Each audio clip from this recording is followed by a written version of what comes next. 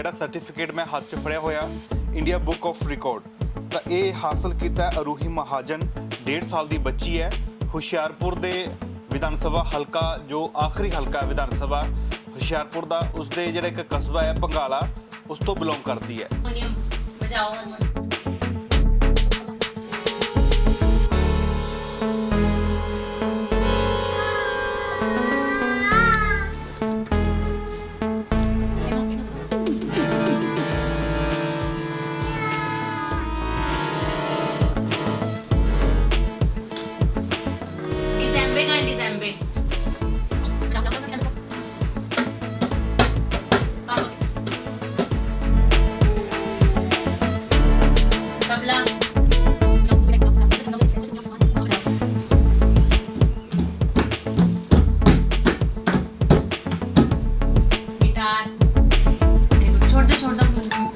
Melody का ढोल कितना हारमोनियम बजाओ जाओ हारमोनियम बजाओ सा ये देख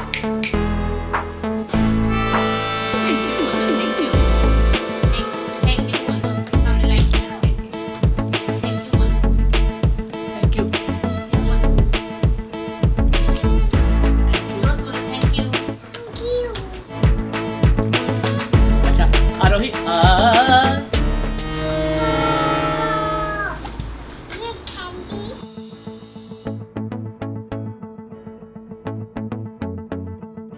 चलो A for B for C for D for E for G for I for J for K for L for M for N for O for P for Q for 1 ਸਾਲ 3 ਮਹੀਨੇ ਦੀ ਸੀਗੀ ਜਦੋਂ ਇਹ ਕੈਚ ਕਰਨਾ ਸ਼ੁਰੂ ਕਰਦਾ catch ਕਰ A for Apple ਇਹਨੇ C ਤੱਕ ਕੈਚ ਕਰ ਲਿਆ ਜਦੋਂ 1 ਸਾਲ 3 ਮਹੀਨੇ ਦੀ ਸੀ। ਹੌਲੀ ਹੌਲੀ ਕੋਈ 2 ਮਹੀਨੇ ਦੇ ਅੰਦਰ ਇਹਨੇ A to Z ਸਾਰਾ ਗ੍ਰੈਬ ਕਰ ਲਿਆ।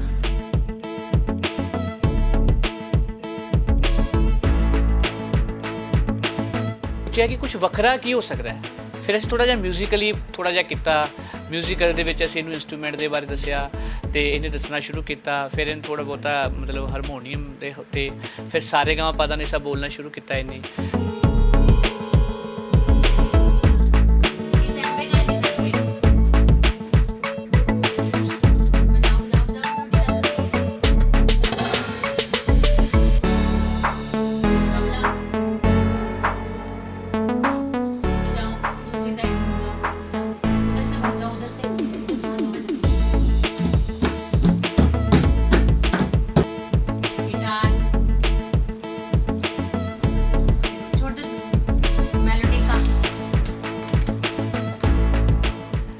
ਅਸੀਂ 5-6 ਮਹੀਨਿਆਂ ਤੋਂ ਟਰਾਈ ਕਰ ਰਹੇ ਸੀ ਇਹਦੇ ਲਈ ਰਿਕਾਰਡ ਤਿਆਰ ਕਰਨ ਲਈ ਤੇ ਪਹਿਲਾਂ ਵੀ ਆਪਾਂ ਦੋ ਵਾਰੀ ਵੀਡੀਓ ਭੇਜੀਆਂ ਜਿਹੜੀਆਂ ਕਿ ਰਿਜੈਕਟ ਹੋ ਗਈਆਂ।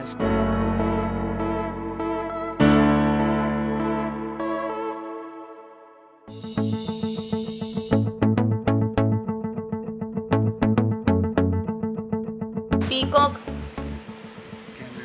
पैरेट स्पैरो क्रो ਆਊਲ ਇਹ ਰੱਬ ਦੀ ਕਿਰਪਾ ਦੇ ਨਾਲ ਇਹਨੂੰ ਇਹ ਅਵਾਰਡ ਮਿਲਿਆ ਜੀ। ਇਹ ਹਿੰਮਤ ਨਹੀਂ ਸੀ ਸਾਡੀ ਇੰਨੀ। ਇਹ ਸਭ ਜਦੋਂ ਪਰਮਾਤਮਾ ਕਹਿੰਦੇ ਨੇ ਆਪਣਾ ਕੰਮ ਕਰਦਾ ਤੇ ਉਦੋਂ ਸਭ ਕੁਝ ਹੋ ਜਾਂਦਾ ਹੈ। ਅਸੀਂ ਬਸ ਇੱਕ ਮਿਹਨਤ ਕੀਤੀ ਸੀ।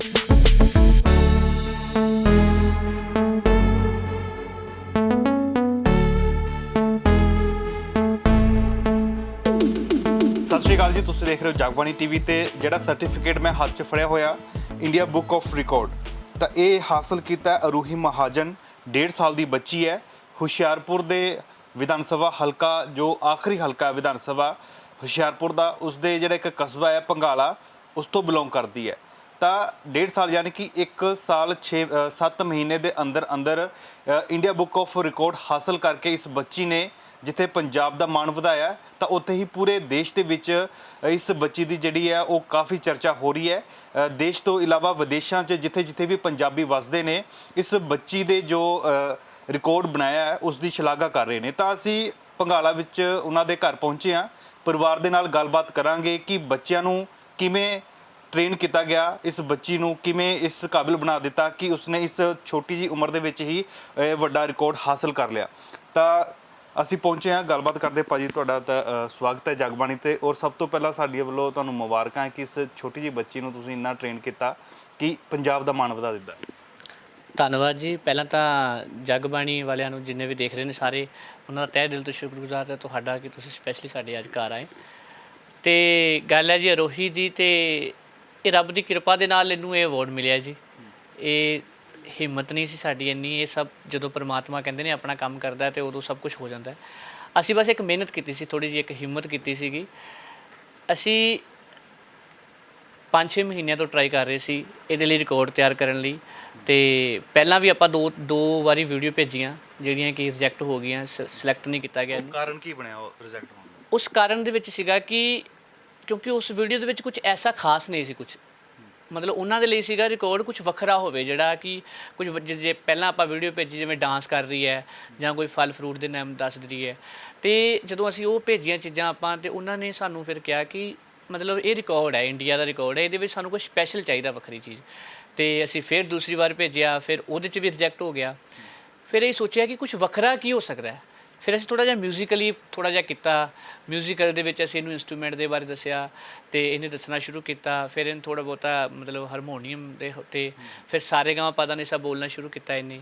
ਤੇ ਅਸੀਂ ਉਹ ਚੀਜ਼ਾਂ ਰਿਕਾਰਡ ਕਰਕੇ ਆਪਣੀ ਵੀਡੀਓ ਬਣਾ ਕੇ ਅਸੀਂ ਭੇਜਣੀਆਂ ਸ਼ੁਰੂ ਕੀਤੀਆਂ।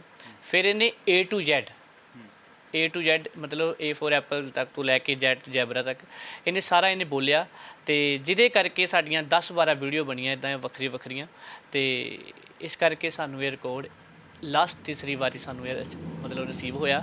ਤੇ ਇਹਦੇ ਲਈ ਅਸੀਂ ਰੱਬ ਦੇ ਬੜੇ ਸ਼ੁਕਰਗੁਜ਼ਾਰ ਹਾਂ ਕਿ ਇਹ ਸਾਨੂੰ ਇਹਨੇ ਸਾਡੀ ਇੰਨੀ ਮਿਹਨਤ ਦਾ ਇਹਨੇ ਫਲ ਸਾਨੂੰ ਇਹ ਦੇ ਦਿੱਤਾ, ਕਿਉਂਕਿ ਇਹਦੇ ਪਿੱਛੇ ਸਾਰੇ ਘਰਦਿਆਂ ਦੀ ਮਿਹਨਤ ਹੈ, ਤੇ ਮੀਨਾਕਸ਼ੀ ਦੀ ਮਿਹਨਤ ਹੈ, ਮੰਮਾ ਪਾਪਾ ਦੀ ਮਿਹਨਤ ਹੈ, ਤੇ ਸਾਨੂੰ ਉਸ ਦਾ ਫਲ ਇਹ ਤੁਹਾਡੇ ਸਾਹਮਣੇ। ਬਿਲਕੁਲ ਦੇਖਿਆ ਜਾਵੇ ਤਾਂ ਕੋਈ ਵੀ ਬੱਚਾ ਜਦੋਂ ਤਰੱਕੀ ਕਰਦਾ ਤਾਂ ਸਭ ਤੋਂ ਵੱਡਾ ਯੋਗਦਾਨ ਜਿਹੜਾ ਪਿੱਛੇ ਹੁੰਦਾ ਇੱਕ ਮਹਿਲਾ ਦਾ ਹੁੰਦਾ ਹੈ, ਉਹ ਚਾਹੇ ਮਾਂ ਦੇ ਰੂਪ 'ਚ ਹੋਵੇ ਜਾਂ ਫਿਰ ਉਹ ਪਤਨੀ ਦੇ ਰੂਪ 'ਚ ਹੋਵੇ।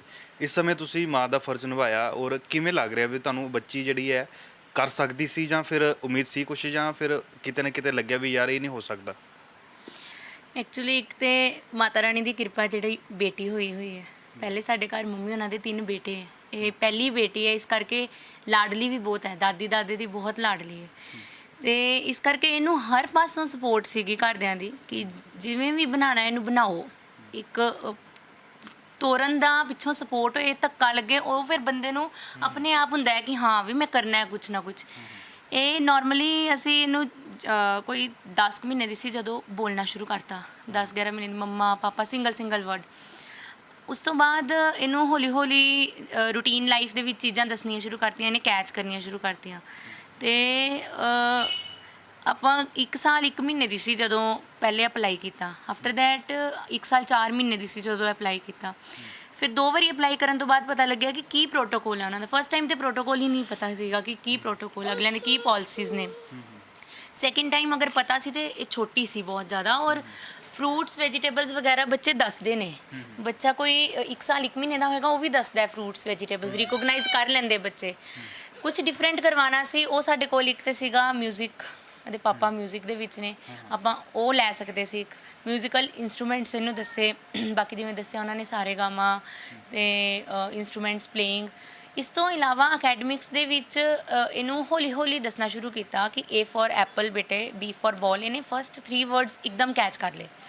ਆਫਟਰ ਦੈਟ ਵਿਦਿਨ 10 ਏਜ 1 ਸਾਲ 10 1 ਸਾਲ 3 ਮਹੀਨੇ ਦੀ ਸੀਗੀ ਜਦੋਂ ਇਹ ਕੈਚ ਕਰਨਾ ਸ਼ੁਰੂ ਕਰਤਾ। ਕੈਚ ਕਰ A for ਐਪਲ ਇਹਨੇ C ਤੱਕ ਕੈਚ ਕਰ ਲਿਆ ਜਦੋਂ 1 ਸਾਲ 3 ਮਹੀਨੇ ਦੀ ਸੀ।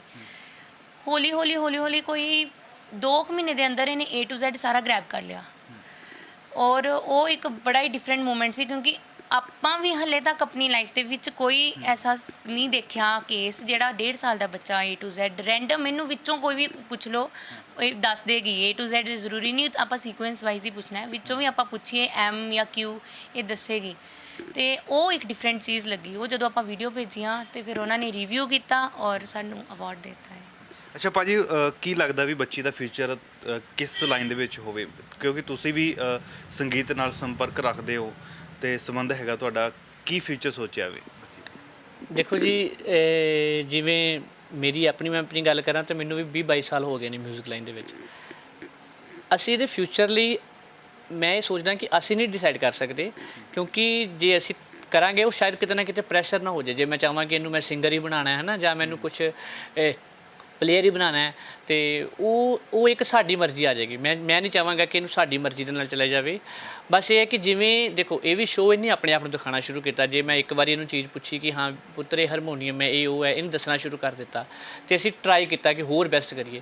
ਤੇ ਸਾਡੀ ਅੱਗੇ ਵੀ ਕੋਸ਼ਿਸ਼ ਇਹੀ ਹੈ ਕਿ ਇੱਕ ਤੇ ਹੁਣ ਸਾਡਾ ਅਗਲਾ ਟਾਰਗੇਟ ਹੈ ਕਿ ਗਿਨੀਜ਼ ਬੁੱਕ ਰਿਕਾਰਡਸ, ਜਿਹੜਾ ਕਿ ਆਪਾਂ 4-5 ਸਾਲ ਦੀ ਏਜ ਦੇ ਵਿੱਚ ਇਹਨੂੰ ਉਹ ਅਚੀਵ ਕਰਵਾਉਣਾ ਹੀ ਕਰਵਾਉਣਾ। ਕੋਸ਼ਿਸ਼ ਹੈ ਕਿ ਦੇਖੋ ਨਾ, ਬਾਕੀ ਉਸ ਤੋਂ ਬਾਅਦ ਆਪਾਂ ਦੇਖਾਂਗੇ ਕਿ ਇਹਦਾ ਧਿਆਨ ਕਿਹਦੇ ਵੱਲ ਆ। ਜੇ ਇਹਦਾ ਧਿਆਨ ਮਿਊਜ਼ਿਕ ਵੱਲ ਹੋਏਗਾ ਤਾਂ ਮਿਊਜ਼ਿਕ ਵੱਲ ਨੂੰ ਕਰਾਂਗੇ। ਜੇ ਇਹਦੇ 'ਚ ਇਹ ਮਤਲਬ ਪੜ੍ਹਨ ਦੀ ਜ਼ਿਆਦਾ ਵਧੀਆ ਹੋਵੇਗਾ ਤਾਂ ਫਿਰ ਮੇਰੀ ਕੋਸ਼ਿਸ਼ ਰਹੇਗੀ ਇਹਨੂੰ IAS ਇਸ ਤਰ੍ਹਾਂ ਦੇ ਕੁਛ ਨਾ ਕੁਛ। ਪਰ ਹਜੇ ਨਹੀਂ ਮੈਂ ਡਿਸਾਈਡ ਕਰ ਸਕਦਾ, ਕਿਉਂਕਿ ਥੋੜ੍ਹਾ ਜਿਹਾ 2-3 ਸਾਲ ਤੋਂ ਬਾਅਦ ਇਹਦਾ ਥੋੜ੍ਹਾ ਰੁਝਾਨ ਦੇਖ ਕੇ ਉਸ ਚੀਜ਼ ਨੂੰ।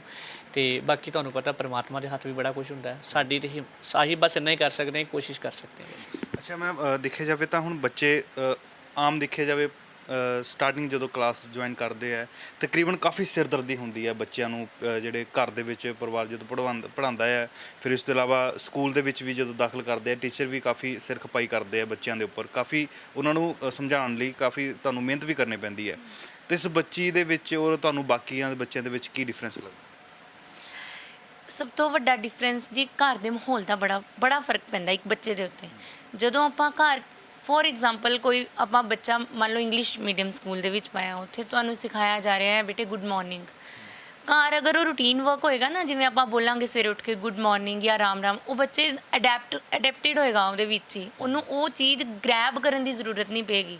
ਜਿਵੇਂ ਆਪਣੇ ਟਾਈਮ ਵਿੱਚ ਸਾਡੇ ਇੰਗਲਿਸ਼ ਸਪੀਕਿੰਗ ਤੇ ਬਹੁਤ ਹੀ ਲੇਟ ਆਇਆ। ਆਪਣੀ ਲਾਈਫ ਦੀ ਗੱਲ ਕਰੀਏ, +1 +2 ਦੇ ਵਿੱਚ ਜਾ ਕੇ ਪਤਾ ਲੱਗਿਆ ਕਿ English speaking is also important ਕਿਤੇ ਨਾ ਕਿਤੇ ਪ੍ਰੋਫੈਸ਼ਨਲ ਲਾਈਨ ਦੇ ਵਿੱਚ।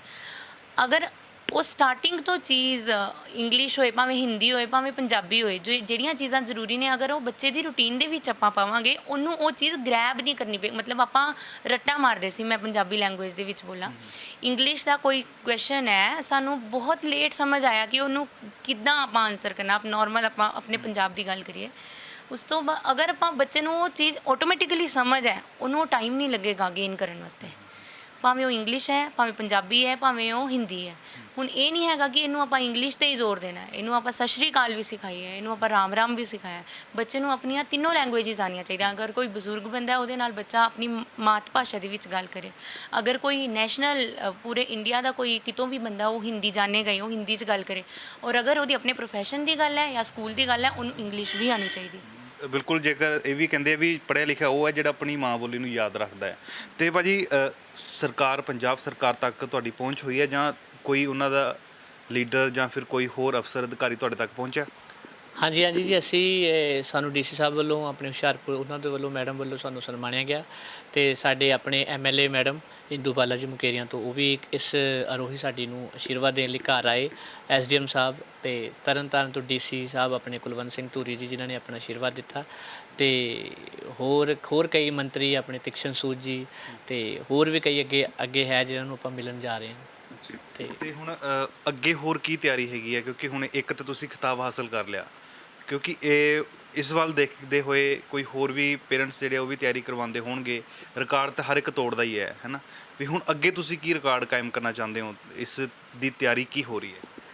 ਦੇਖੋ ਜੀ, ਇਹਨੂੰ ਜੇ ਮੈਂ ਹੁਣੇ ਦੀ ਗੱਲ ਕਰਾਂ ਤਾਂ ਇਹਨੂੰ ਲੈ ਕੇ ਆਪਾਂ ਇੱਕ ਇਹ ਹੁੰਦਾ ਨਾ ਕਿ ਬੰਦਾ ਕਹਿੰਦਾ ਨਾ, ਜਦੋਂ ਕੁਝ ਚੀਜ਼ ਮਿਲ ਜਾਂਦੀ ਉਹਨੂੰ ਦਿਮਾਗ 'ਚ ਨਹੀਂ ਰੱਖਣਾ ਚਾਹੀਦਾ। ਮੈਂ ਹੁਣ ਇਹ ਚਾਹਾਂਗਾ ਕਿ ਇਹਨੂੰ ਅਸੀਂ ਦਿਮਾਗ 'ਚ ਨਾ ਰੱਖੀਏ। ਇਹ ਤੋਂ ਸਾਨੂੰ ਇੱਕ ਪੌੜੀ ਚੜ੍ਹਨ ਦਾ ਇੱਕ ਜ਼ਰੀਆ ਮਿਲ ਗਿਆ। ਤੇ ਹੁਣ ਇਸ ਤੋਂ ਬਾਅਦ ਸਾਡੀ ਮਿਹਨਤ ਜ਼ਿਆਦਾ ਵੱਧਦੀ ਹੈ। ਹੁਣ ਮੇਰੀ ਕੋਸ਼ਿਸ਼ ਹੈ ਕਿ ਅਸੀਂ ਗਿਨੀਜ਼ ਬੁੱਕਸ ਦਾ ਰਿਕਾਰਡਸ ਦਾ ਸਾਡਾ ਚੱਲ ਰਿਹਾ ਪਲਾਨ ਕਿ ਅਸੀਂ ਉਹਦੇ ਲਈ ਕੁਝ ਅਲੱਗ ਤੋਂ, ਕਿਉਂਕਿ ਦੇਖੋ ਕਈ ਵਾਰੀ ਹੁੰਦਾ ਕੀ ਹੈ ਕਿ ਅਸੀਂ ਕਈ ਵਾਰੀ ਨਾ ਜਦੋਂ ਅਸੀਂ ਕੰਮ ਕਰਦੇ ਆ ਨਾ, ਉਸ ਤੋਂ ਬਾਅਦ ਕਈ ਸੋਚਦੇ ਆ ਕਿ ਇਹ ਚੀਜ਼ ਆਮ ਹੈ ਨਾ ਜੀ।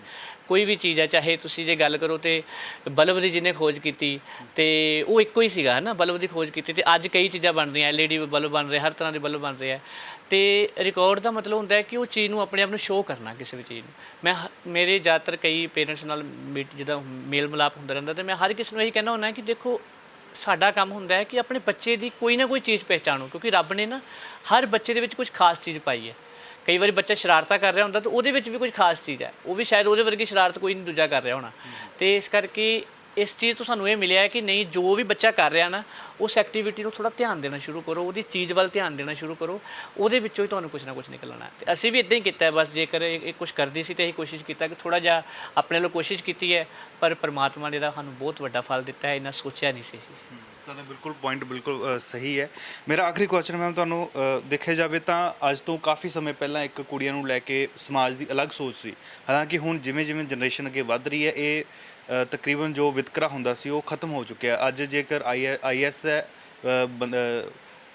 ਪੁਰਸ਼ ਹੈ ਤੇ ਮਹਿਲਾਵਾਂ ਵੀ ਉੱਥੇ ਲਗਾਤਾਰ ਕੰਮ ਕਰ ਰਹੀਆਂ ਨੇ, ਤਾਂ ਏਅਰ ਜੇਕਰ ਗੱਲ ਕਰੀਏ ਤਾਂ ਸਪੇਸ ਦੇ ਉੱਪਰ ਵੀ ਜਿਹੜੀ ਹੈ ਮਹਿਲਾਵਾਂ ਪਹੁੰਚੀਆਂ ਹੋਈਆਂ, ਤਾਂ ਕੀ ਸੁਨੇਹਾ ਕੀ ਦੇਣਾ ਚਾਹੁੰਦੇ ਜੋ ਵੀ ਜਗਬਾਣੀ ਦੇ ਦਰਸ਼ਕ ਹੈਗੇ ਆਪਣੇ ਬੱਚੇ ਨੂੰ ਲੈ ਕੇ ਕਿਵੇਂ ਤਿਆਰੀ ਕਰਵਾਉਣ, ਕਿਉਂਕਿ ਇਹ ਕਾਫੀ ਬਰਡਨ ਰਹਿੰਦਾ ਪੇਰੈਂਟਸ ਤੇ ਕਿ ਉਹਨਾਂ ਦਾ ਬੱਚਾ ਜਿਹੜਾ ਇੱਕ ਸਹੀ ਲਾਈਨ ਦੇ ਉੱਪਰ ਆਵੇ, ਔਰ ਇਹ ਲਾਈਨ ਜਿਹੜੀ ਹੈ ਲੱਭਣੀ ਕਾਫੀ ਮੁਸ਼ਕਲ ਹੋ ਜਾਂਦੀ ਹੈ ਪੇਰੈਂਟਸ ਦੇ ਲਈ ਵੀ ਔਰ ਬੱਚਿਆਂ ਦੇ ਲਈ ਵੀ, ਖਾਸ ਕਰਕੇ ਕਈ ਤਾਂ ਆਪਣੀ ਕਈ ਉਮਰ ਬਿਤਾ ਦਿੰਦੇ ਆ ਪਰ ਫਿਰ ਜਾ ਕੇ ਪਤਾ ਲੱਗਦਾ ਵੀ ਸਾਡੀ ਇਹ ਲਾਈਨ ਸੀ। ਕੀ ਸੁਨੇਹਾ ਕੀ ਦੇਣਾ ਚਾਹੁੰਦੇ? ਸਭ ਤੋਂ ਪਹਿਲੇ ਤਾਂ ਮੈਂ ਇਹੀ ਕਹਾਂਗੀ ਕਿ ਅੱਜ ਦੇ ਟਾਈਮ 'ਚ ਕੁੜੀ ਮੁੰਡੇ 'ਚ ਤੇ ਕੋਈ ਫਰਕ ਨਹੀਂ ਹੈਗਾ। ਮੈਂ ਇਹ ਵੀ ਨਹੀਂ ਕਹਾਂਗੀ ਕਿ ਕੁੜੀਆਂ ਜ਼ਿਆਦਾ ਵਧੀਆ ਜਾਂ ਮੁੰਡੇ ਜ਼ਿਆਦਾ ਵਧੀਆ, ਦੋਨੋਂ ਆਪਣੀ ਜਗ੍ਹਾ। ਇੱਕ ਮਾਂ ਲਈ ਬੱਚਾ ਬੱਚਾ ਹੈ, ਭਾਵੇਂ ਉਹ ਕੁੜੀ ਹੈ ਭਾਵੇਂ ਉਹ ਮੁੰਡਾ ਹੈ। ਇੱਕ ਸੋਸਾਇਟੀ ਨੇ ਫਰਕ ਬਣਾਇਆ ਦਾ ਕੁੜੀ ਮੁੰਡਾ। ਮਾਂ ਨੇ ਤਾਂ ਉੱਦਾਂ ਹੀ ਬੱਚੇ ਨੂੰ ਜਨਮ ਦੇਣਾ ਜਿਵੇਂ ਉਹਨੇ ਕੁੜੀ ਨੂੰ ਦੇਣਾ, ਉਹਨੇ ਮੁੰਡੇ ਨੂੰ। ਰੱਬ ਨੇ ਵੀ ਇਹਦੇ ਵਿੱਚ ਕੋਈ ਫਰਕ ਨਹੀਂ ਰੱਖਿਆ, ਇਹ ਇਨਸਾਨਾਂ ਨੇ ਫਰਕ ਬਣਾਏ ਹੋਏ ਹੈ। ਦੂਸਰੀ ਗੱਲ, ਕੁੜੀਆਂ ਵਾਕਈ ਅੱਜ ਹਰ ਜਗ੍ਹਾ ਤੇ ਕੁੜੀਆਂ ਪਹੁੰਚੀਆਂ ਹੋਈਆਂ। ਜੇ ਮੈਂ ਆਪਣੀ ਗੱਲ ਕਰਾਂ ਤੇ ਮੈਂ ਵੀ ਵਿਆਹ ਤੋਂ ਬਾਅਦ ਘਰਦਿਆਂ ਦੀ ਸਪੋਰਟ ਨਾਲ UPSC ਦੀ ਤਿਆਰੀ ਕਰ ਰਹੀ ਹਾਂ, ਔਰ being a lady after marriage it is very tough. ਪਰ ਘਰਦਿਆਂ ਦੀ ਸਪੋਰਟ ਹੋਏ, ਘਰਦਿਆਂ ਦੀ ਸੋਚ ਉੱਚੀ ਹੋਣੀ ਚਾਹੀਦੀ ਹੈ।